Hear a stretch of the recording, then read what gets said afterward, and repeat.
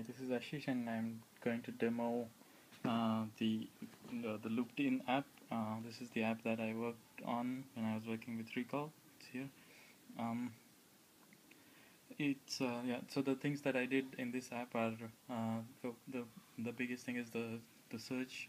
The search can be accessible from any page inside the app, and it's a single search display controller.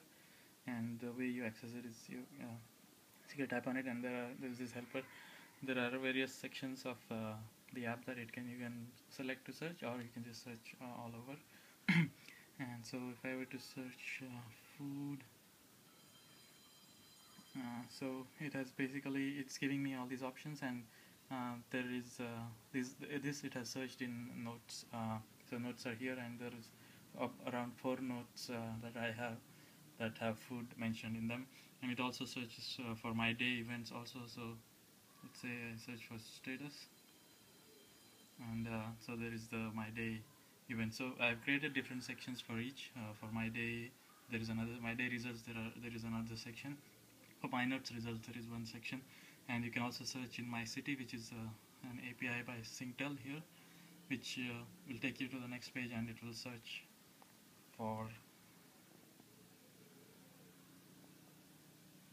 So it has basically searched some restaurants or even places that have status in them, and this is a carousel. So this is also created by me, the carousel. It's basically using an open source library called iCarousel, and it's used for recommendation. So that was search.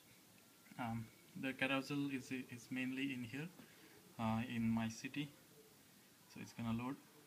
And once it does, it basically shows data from the server, which is recommended restaurants for me.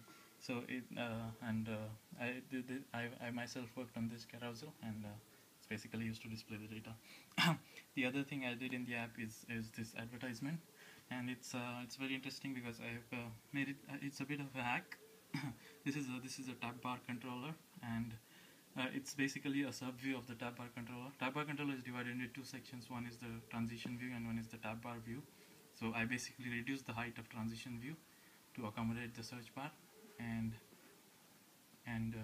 added the add view as a sub-view to the tab bar with a negative index, with a negative x value. So that's how it's basically always there.